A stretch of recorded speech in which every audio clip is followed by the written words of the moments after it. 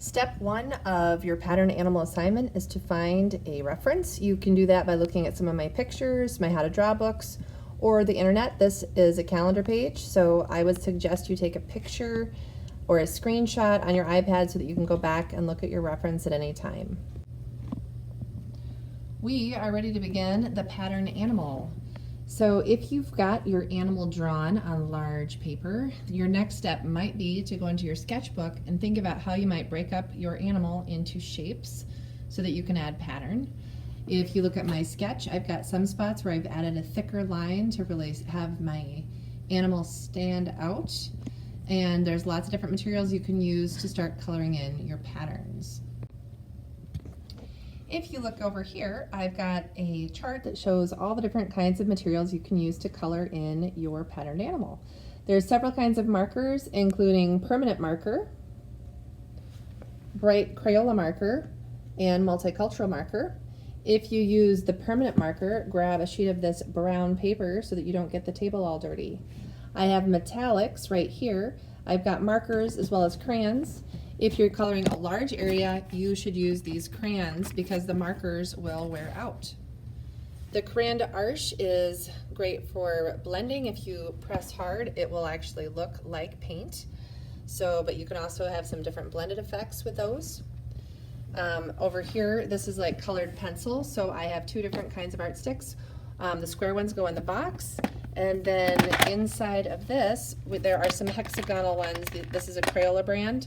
So there's two different brands of those. And then they are basically a colored pencil without the wood. And so I also have colored pencils. If you see regular pencils, take them out. Each colored pencil tray has a sharpener. And you should be using the small hole here. And it does not sharpen regular pencils. It just sharpens colored pencils. Enjoy your time coloring. Think about some fun patterns you can do. This was done in multicultural markers and art sticks in the back. This was done with a metallic, so you can see there's a different feel to it. And then before you start coloring, you might want to think about your background. So with these two kangaroos, I've got one in its environment and one with a design background. One thing that I find handy before I start using a new material is to try it before I go to my final. So if you are looking at the metallics, if I am coloring with this crayon, if I press hard, it will look just like the marker, but then it doesn't wear out like markers can. So I could think about possibly for large areas or in the background using this. Looks like this one needs to rip the paper a little bit. Okay, there's a couple different colors. I know the boxes are kind of getting worn out. Okay, so here we go. So that looks really nice and dark. And then something that's kind of fun to do with these markers is small detail. Oh, if you find one that's dry, that one looks like it's not gonna work. Here we go. So one thing I could do is make dots like this. The Aborigine designs have a lot of dots. That's part of their Dreamtime. That one looks like it's dry too. So kind of like the thoughts, the stories from ancestors is called the Dreamtime. And they use a lot of dots to represent kind of that idea of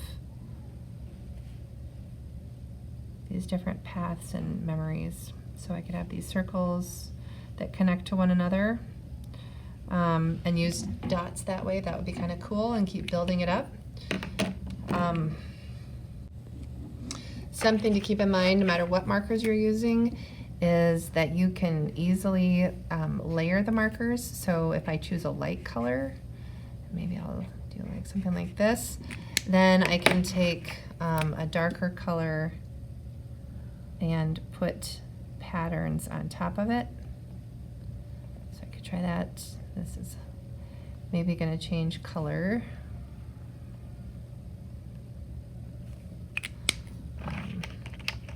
And I could even layer and do some other interesting things.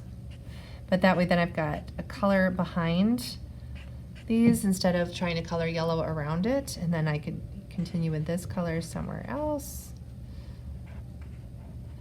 What's nice with these bright and bolds is that all the colors are going to coordinate and you'll have a very bright color.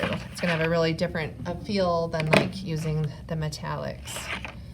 So if I did something like that, I don't know. I've got some different pattern sheets, so if you're having a hard time thinking of patterns, I've got sheets that you can look at to get some ideas.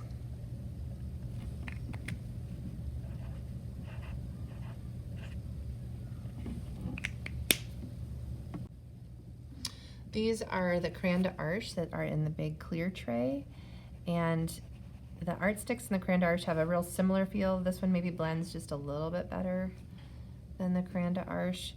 So, the crayon d'arche blends a little bit better than the art sticks, the ones in the tray. So I can just do that, and then as I continue to layer these up, as long as I'm coloring light and then pressing hard later,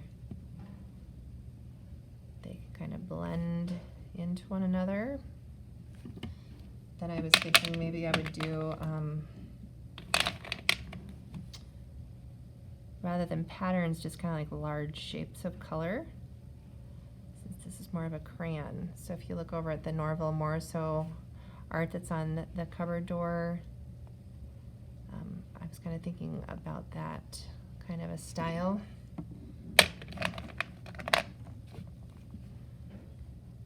To break up my creature.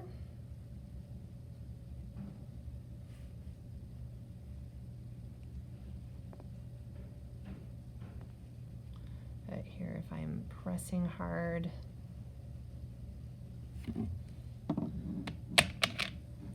maybe this, oh, I didn't color black there. But this could be kind of an interesting look too. It's kind of turning my bird into more of a penguin look. But if I put the blue feet on, I think that'll bring it back.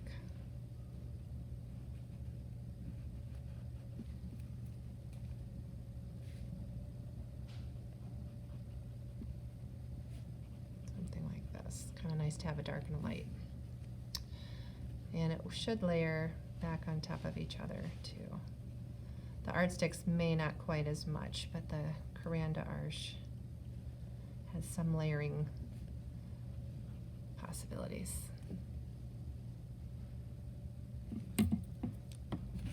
Okay, so lots of different ways I can do this to get some different looks on my bird.